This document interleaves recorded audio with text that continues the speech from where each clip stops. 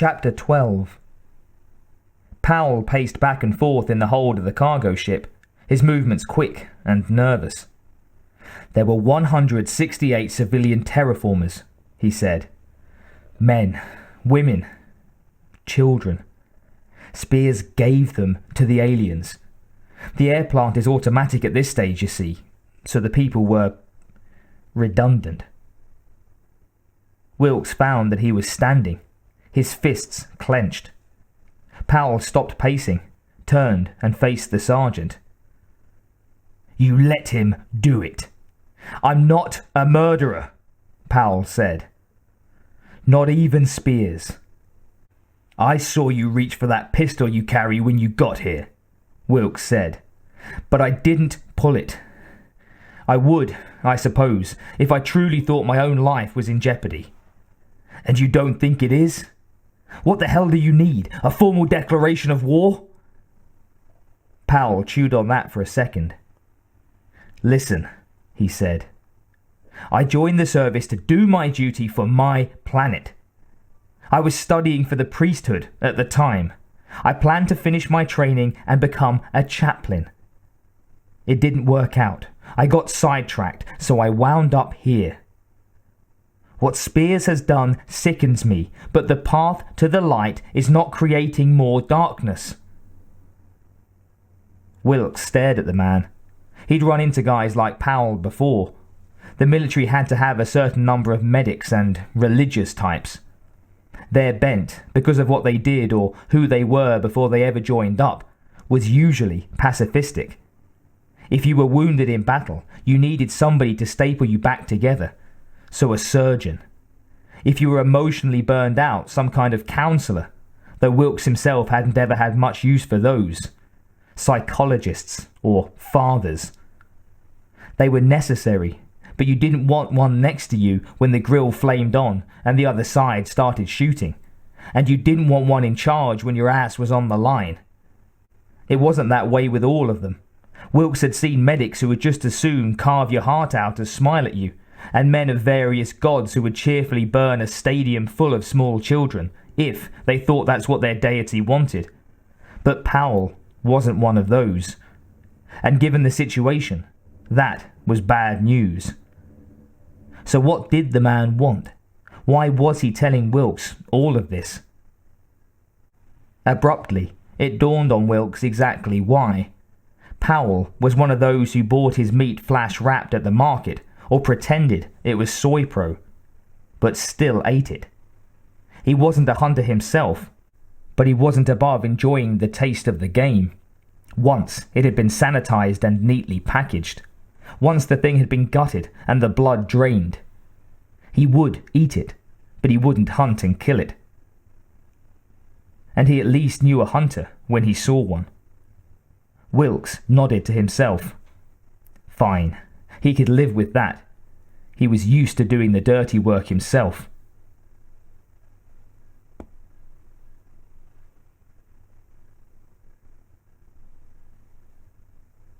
The Queen was a giant, bigger than other queens, a force of nature, unstoppable, irresistible, like something from an ancient mythos. She was the destroyer of worlds. She was the eater of souls. It was foolish to even think of resisting her. The Queen loomed large, 4 sets of inner jaws opening and extruding like a Chinese puzzle box, able to spear and eat anything from mice to elephants. But she wasn't interested in mice or elephants. She wanted other prey. She wanted... Billy turned to run, but her feet were mired in the floor. She struggled and could only manage a glacial slow motion, as if she was shod in lead boots, as if she were on the bottom of a deep pool full of thick syrup. So she cried out, kept trying to run, but it was hopeless. She could smell the Queen as she drew closer. The sharp, bitter, burned plastic odour of her flowed out in waves to envelop Billy. The stench of bodies, a rot for years, in some dead and fishless sea, curled over Billy. A pustulant and blackened breaker with bloody red foam about to crash down. "Do not be afraid," the Queen said. Her voice was soothing, a melody from childhood, the tones of a mother comforting a frightened baby. I love you. I want you. I need you. No! Billy screamed. She'd heard it before. She knew it was a lie. She struggled to move in her personal amber, a prehistoric fly waiting for the hand of death, a doomed insect waiting for eternity to smother her. I love you. Come, let me touch you. A cold claw gripped Billy's shoulder. No! Take it easy, the text said.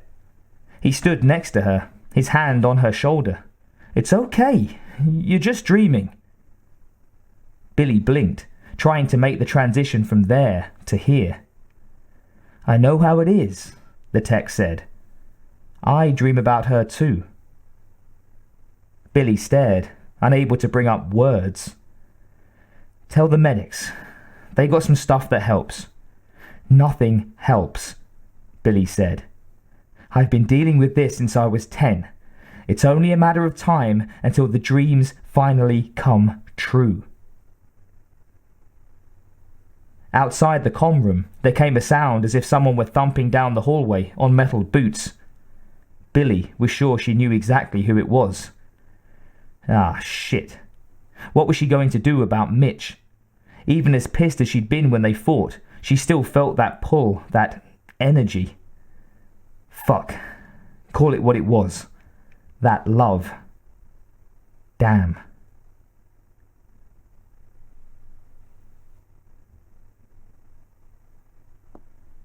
As they were leaving the complex, Spears took a short detour through one of the newer egg chambers.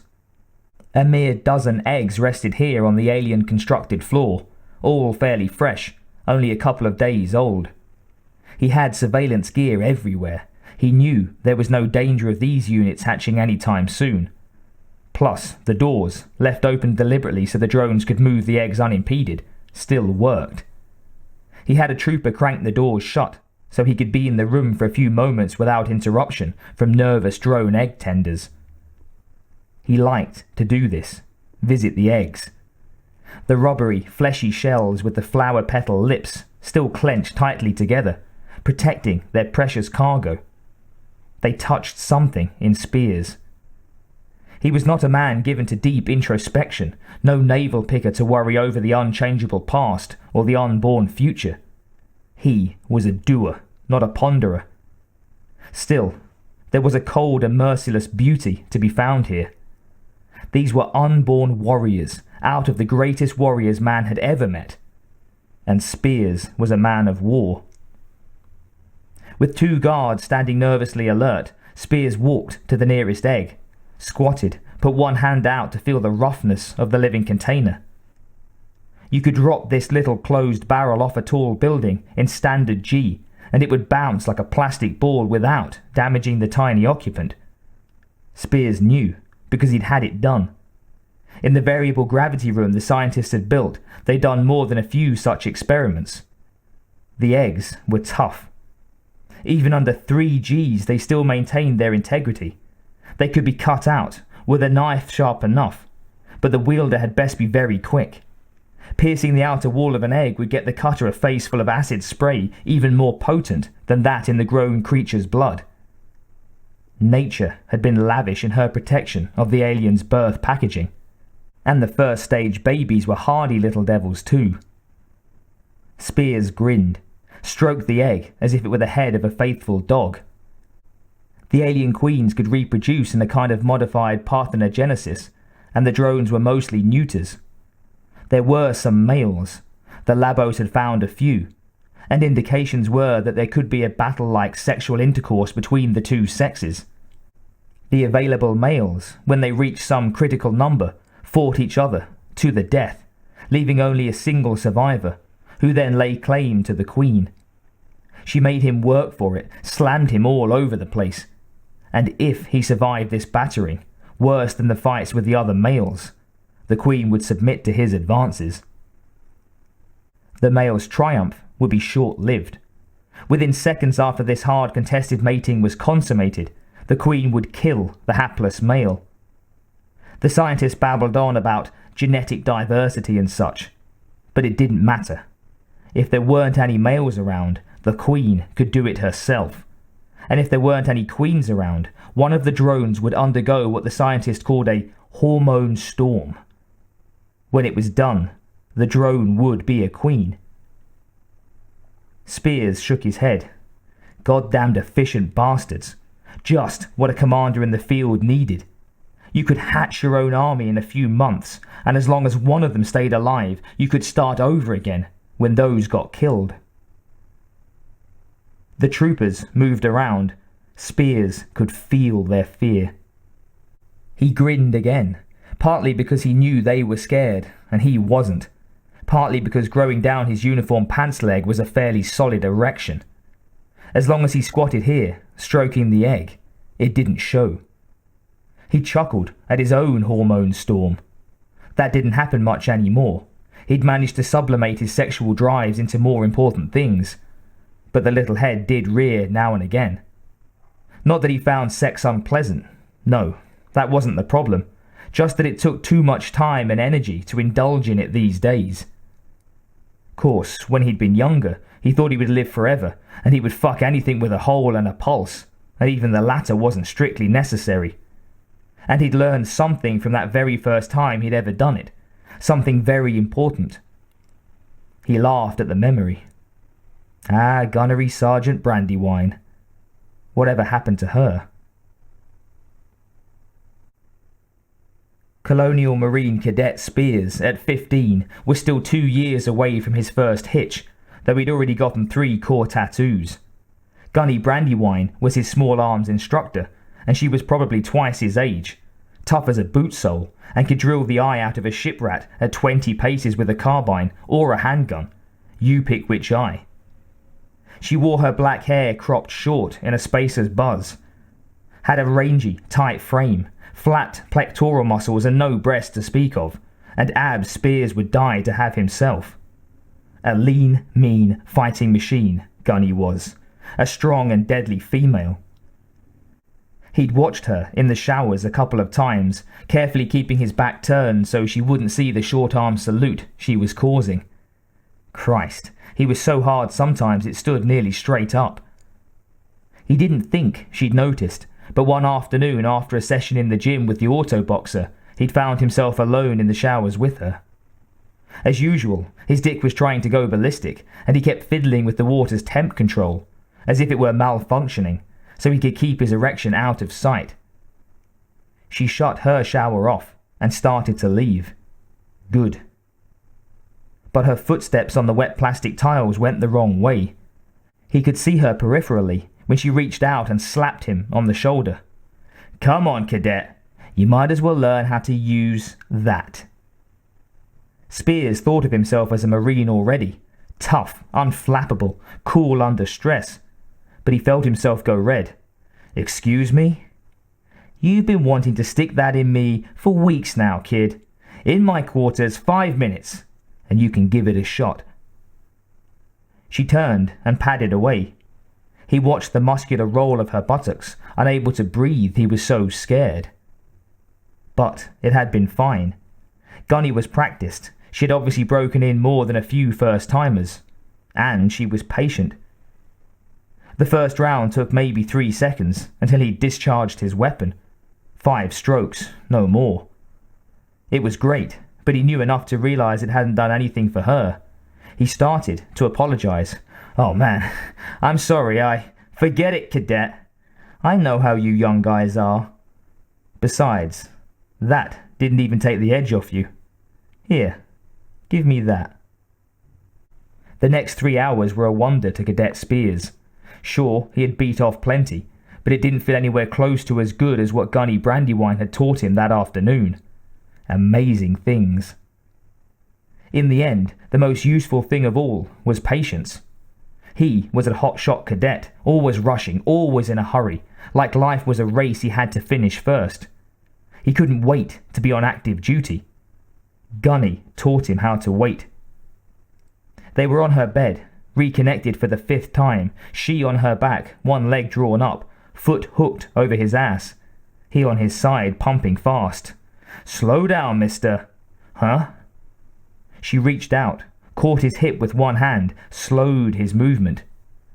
"When you're on the handgun range and you get an in-your-face pop-up target, what do you do?" "Point shoot, triple tap, 2 in the heart, 1 in the head," Spears said, as if he were in class, which he realized much later he was. "Right. Slow will get you killed in that combat sit. But if you get a pop-up at 50 meters, do you react in the same way?" He continued his motion at the speed she had set. "No, ma'am," he said. "You take deliberate aim using your sights and squeeze off 2 to the torso." "Ah, that feels good." She grinned, looked at him, raised her legs so her toes pointed at the ceiling. "Now, back in the combat scenario, explain your actions." "Point shooting is inaccurate at long range. Accuracy is more important than speed in that situation. Shoot too fast and miss, the enemy might not. Better to be slow and certain. Push a little harder now, and a little faster." She bent her knee, brought it down close to her face. "Good. Put your finger here. Rub this way. He was getting close again, but he forced himself to hold his pacing where she wanted it. Life is like the range, cadet. There's a time to hurry and a time to go slow. Learning when to do the right thing at the right time is as important as anything you'll ever learn. You got that?" He nodded, drawing close to his release yet again. He would have agreed with anything she said. But on some level, he did understand the lesson. It was a unique teaching method. "Now, you go fast. Move, cadet. Move!" He obeyed. It was one hell of a teaching method.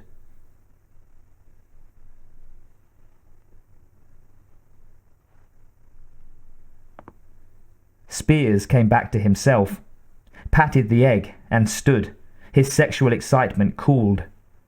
A less patient man than himself might have missed this whole opportunity to develop an invincible army. If Gunny Brandywine were still alive, she'd be a crone, pushing 80, easy. But it would be interesting to see her, to show her how well her lesson had taken. And what the hell, maybe to fuck her once, for old time's sake. "Let's move out, Marines." He wouldn't have to tell these men that twice.